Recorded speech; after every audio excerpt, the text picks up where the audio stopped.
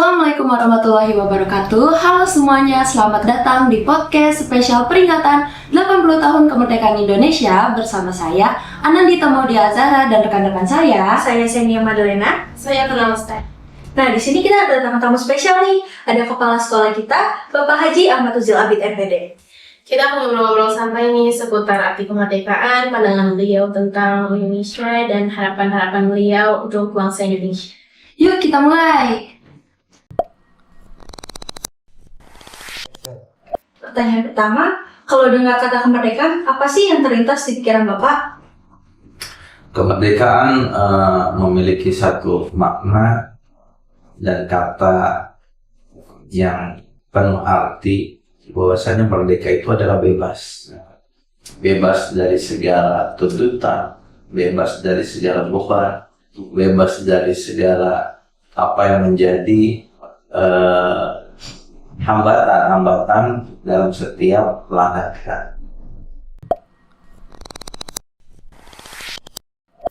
Menurut Bapak, apa momen atau pencapaian yang paling keren di Indonesia selama 80 tahun ini, Pak? Indonesia di usia yang 80 tahun sudah banyak perkembangan dari masa ke masa yang sudah dialami oleh suatu negara, yang dimana negara itu penuh dengan proses, penuh dengan perjuangan dalam membentuk generasi-generasi untuk bisa memajukan bangsa ini ke arah yang lebih baik ke depannya. Jadi di momen 80 tahun ini tentunya bangsa sudah bisa mandiri, sudah bisa membangun harkat dan martabat seluruh rakyatnya.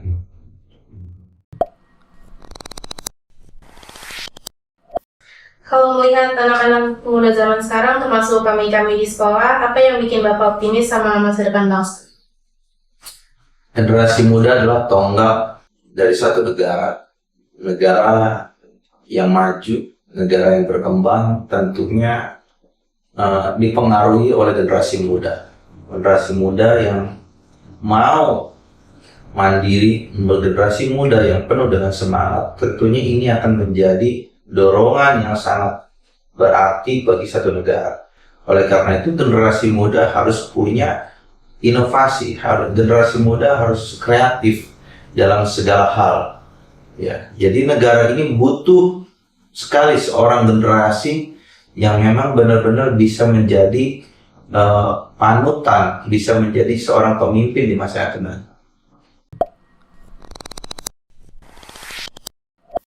Tapi sebaliknya nih Pak, apa sih tantangan terbesar Indonesia untuk Bapak? Indonesia punya segala macam permasalahan, termasuk tantangan dalam perjalanan. Tentunya tantangan yang terbesar di negara ini adalah bagaimana bisa membangun sumber daya manusia yang lebih baik. Ini menjadi satu tantangan bagaimana sumber daya atau generasi muda masyarakatnya harus bisa mau bahu-membahu, harus bisa membangun kebersamaan untuk seiring sejalan dengan satu tujuan bangsa. Tentunya masyarakat ini kalau dikelola dengan baik, maka ini sangat berpengaruh besar terhadap kelangsungan bangsa dan negara. Tantangannya adalah generasi muda yang harus bisa menguasai teknologi dengan sebaik-baiknya. Karena teknologi ini juga memiliki pengaruh yang besar. Nah, ini menjadi tantangan tersendiri bagi setiap bangsa. Teknologi dan generasi muda ini harus menjadi satu kesatuan yang utuh. Nah, dulu waktu Bapak masih sekolah, perayaan 17 Agustusnya itu gimana sih Pak? Apakah beda banget sama yang sekarang? Kalau untuk perayaan 17 Agustus dari tahun ke tahun hampir sama. Seperti lomba makan kerupuk, itu dari tahun sebelum-sebelumnya. Itu masih ada. Sampai sekarang pun makan kerupuk. Di era sekarang, di zaman kalian, masih ada lomba makan kerupuk. Nah, itu juga yang sudah dilakukan di zaman sebelumnya. Ya. Jadi untuk perayaan sendiri tidak jauh beda ya dari tahun ke tahun. Hanya saja mungkin ada penambahan lomba-lomba yang kekinian, artinya mengikuti perkembangan zaman dan teknologi saat ini. Yang dulu memang belum ada teknologinya, saat ini sudah ada. Nah itu aja yang menjadi perbedaan dalam setiap perlombaan kemeriahan 17 Agustus. Iya Pak, peran sekolah itu kan penting untuk nyebarin semangat kemerdekaan. Menurut Bapak, cara paling efektifnya itu bagaimana Pak? Sekolah sebagai sarana pendidikan, tentunya di mana generasi muda berkumpul di sekolah. Ya, semua aktivitas anak-anak ya adanya di sekolah. Tentunya sekolah ini punya peran penting dalam menyebarkan atau memompa semangat generasi mudanya. Salah satunya mungkin dengan kegiatan lomba-lomba yang diadakan di sekolah. Ini juga menjadi satu peran dari sekolah untuk bisa membangun kebersamaan di antara generasi muda. Kompakan, solidaritas di antara mereka harus terbangun lewat setiap kegiatan-kegiatan yang ada di sekolah. Dengan begitu mereka bisa punya satu komunitas tersendiri ya di dalam lingkungan sekolah itu sendiri. Akhirnya kuat dan saling sinergi satu dengan yang lain sehingga generasi muda semakin kokoh ya dengan adanya sarana-sarana pendidikan di setiap wilayah.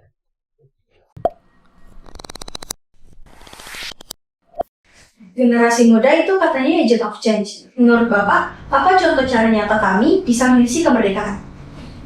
Agent of change berarti perubahan yang dilakukan oleh generasi muda. Nah ini kalau kita amati langkah-langkah atau proses yang dilakukan oleh generasi muda tentunya harus memiliki satu perubahan dari masa ke masa. Ya. Dan pasti sekarang apa yang menjadi motivasi generasi mudanya untuk bisa menjadikan satu energi bagi bangsanya, tentunya mengisi kegiatan satu ketika dia memang seorang pelajar, salah satunya adalah isi dengan belajar yang serius. Artinya dari belajar itu akan ada ilmu pengetahuan yang diterima dan kelangsungan dalam proses pembelajaran dan pendidikan seorang siswa ya. Ini juga sangat mempengaruhi masa depan bangsa. Siswa yang mau belajar berarti siswa yang mau mengisi masa depan bangsa di masa yang akan datang. Tapi siswa yang tidak mau belajar berarti dia tidak mau mengisi masa depan bangsanya ini. Bisa dilihat beberapa contoh-contoh yang sudah ada. Ya, ketika seorang anak ini belajar dengan sungguh-sungguh, ilmunya dipakai benar-benar, dia akan terus, ya, jenjangnya akan naik terus. Sehingga di masa akhirnya ada satu perubahan dalam dirinya dan momen di mana dia bisa mencapai cita-citanya.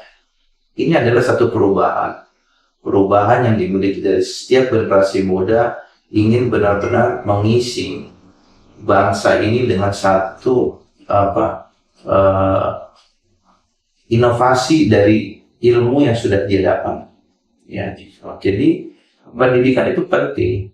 Satu perubahan akan terjadi lewat pendidikan, lewat ilmu pengetahuan yang didapat oleh generasi muda. Bagi generasi muda yang tidak memiliki ilmu maka tidak akan bisa merubah nasib bangsanya. Nah, ini yang harus dilakukan oleh setiap generasi muda dalam mengisi kemerdekaan.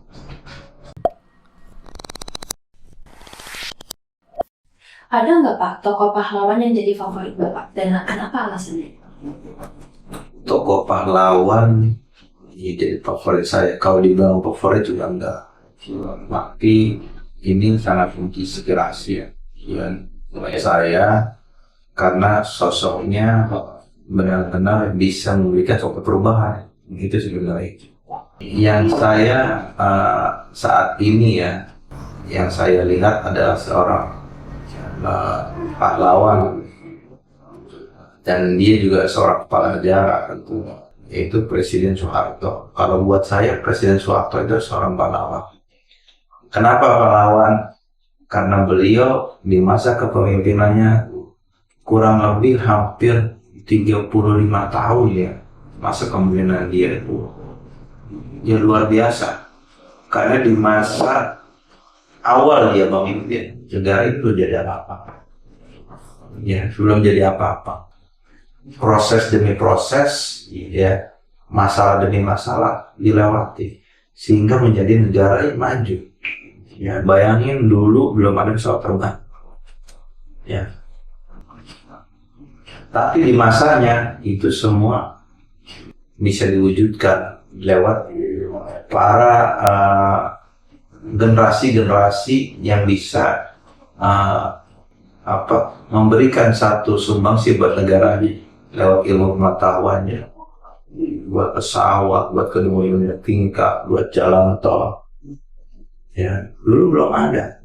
Nah ini buat saya adalah satu perubahan, dan kalau dibilang pahlawan, ya beliau adalah pahlawan bagi perkembangan bangsa ini.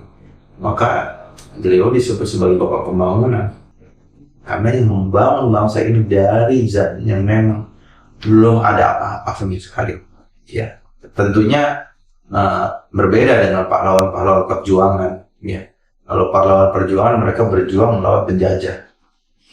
Tapi beliau Pak Harto ini pahlawan yang membangun bangsa ini.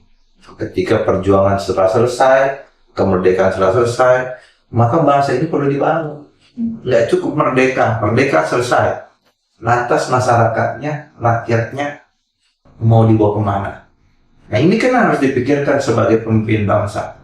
Beliau memikirkan bagaimana membangun bangsa ini dari sudut ke sudut, dari tiap daerah semua rata, sehingga bisa berkembang, setiap daerahnya bisa maju masing-masing. Semua pertahanan, ya, semua kebutuhan masyarakat dan kebutuhan rakyat semuanya bisa terpenuhi. Buat saya beliau adalah seorang pahlawan, walaupun pada masa akhirnya beliau itu diminta untuk turun dari jabatan. Inilah semua perjalanan bangsa yang luar biasa. Jadi orang yang punya dedikasi, orang yang punya sumbangsi besar belum tentu akhirnya dihargai oleh orang, tetapi justru malah sebaliknya seperti itu. Nah, itu perjalanan hidup. Jadi tidak ada yang tahu endingnya seperti apa. Kerja keras segala macam, tapi akhirnya itu cuma ada yang dibawa. Tidak dibanggakan oleh rakyat sendiri. Ya, dinamikanya seperti itu dalam perjalanan bangsa. Ya. Kita ini kan negara yang beragam, Pak. Menurut Bapak, apa sih kunci biar kita tetap kompak dan bersatu? Indonesia beraneka ragam, ya, dari Aceh sampai ke Papua, luar biasa. Kalau kalian pernah jalan ke daerah-daerah, ya, itu luar biasa. Mereka, setiap masyarakatnya punya ciri khas sendiri, yang mungkin kita sendiri ya agak sedikit aneh melihatnya. Tetapi itulah keragaman daerah. Kita tidak bisa bilang, kok begitu amat. Tapi itulah ciri khas mereka, itu cara mereka, ya, cara tegur sapa, dari bahasa, dari kebiasaan, dari makanan, kan luar biasa banyak sekali, ya. Sehingga justru keragaman yang luar biasa di negara ini sampai diangkat di luar negeri. Nah, kita melihat itu menjadi keragaman yang menyatukan kita. Dengan keragaman kita bisa bersatu. Dengan keragaman kita bisa punya nilai tambah bagi bangsa ini yang bisa kita berikan kepada kita bisa sampaikan kepada bangsa-bangsa lain. Indonesia beraneka ragam luar biasa. Ternyata itu yang mereka cari dari negara ini, keragaman itu. Jadi saking luar biasanya cara keragaman negara ini dicari oleh negara lain. Maka itu jadi daya tarik bagi mereka turis-turis datang sini. Jadi luar biasa bangsa ini. Mereka yang di negara-negara justru malah iri dengan bangsa Indonesia. Mereka kurang keragamannya. Saking kurang maka dia tidak Indonesia. Bahkan ada apa yang menjadi budaya kita, bahkan diakui oleh negara lain. Kan ada seperti itu. Nah, inilah bentuk keragaman yang luar biasa yang harus kita jaga dan sebagai alat pemersatu keragaman itu. Jadi berbeda bukan berarti kita berpecah, tapi justru dari perbedaan itu menjadi alat pemersatu kita.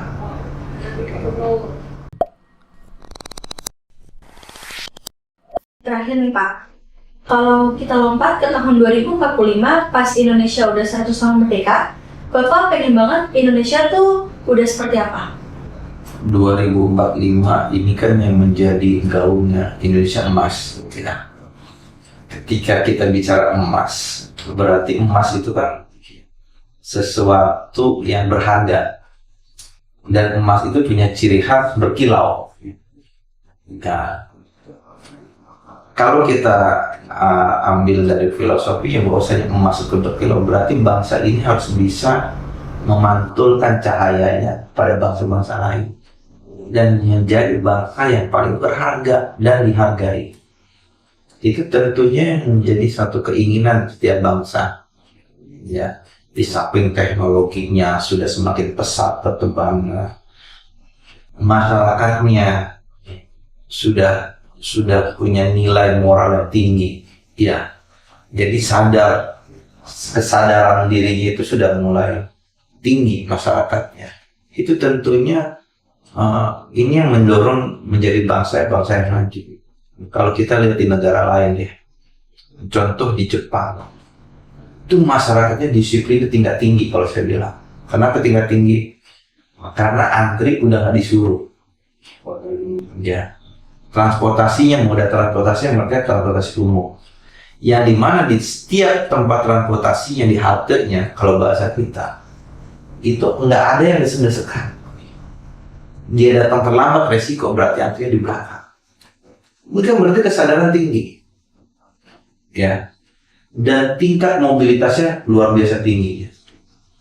Orang jalan gak ada yang lambat, semua cepat, semua kejar waktu. Inilah berarti contoh sumber daya manusia yang memang sudah memiliki taraf yang luar biasa. Nah, harapannya di 2045 Indonesia pun bisa punya masyarakat yang seperti itu. Tingkat kesadaran tinggi. Ya, buang sampah udah ada lempar-lempar, tapi sadar diri kalau nggak ada tempat sampah di kantongnya. Nah, hal seperti inilah yang harus dimiliki setiap mindset oleh setiap masyarakat. Ya, rakyat Indonesia punya mindset seperti itu, insya Allah negaranya cepat banget Pak maju. Ya, bukan hanya berkembang tapi maju. Nah, dari situlah berangkat mereka yang sudah sadar sumber dayanya, maka nanti akan berimbas kepada semua struktur atau instansi pemerintahnya, semua sadar. Ketika itu semua sadar, maka instansi atau pemerintahan negaranya sendiri akan kokoh. Ya, karena kesadarannya sudah tinggi. Buang sampah aja nggak mau, apalagi ngambil hak orang lain misalnya, itu sudah tinggi. Nah, disitulah letak di mana berkembangnya bangsa dan majunya bangsa di situ letak. Maka setiap orang kalau ingin negara cepat maju atau 2045 ini menjadi satu yang digaungkan sebagai negara Indonesia emas, maka kita sudah mulai sadar dari sekarang. Tidak lagi kita bermalas-malasan, tidak lagi kita memikirkan diri sendiri, tapi bagaimana negara ini bisa tetap berjalan, negara ini bisa tetap bisa membangun bangsa ini, negara ini, ya, dengan segala perbedaan, ya, tidak menyia-nyiakan waktu, ya, supaya benar-benar kita bisa mengurus Indonesia emas di 2045.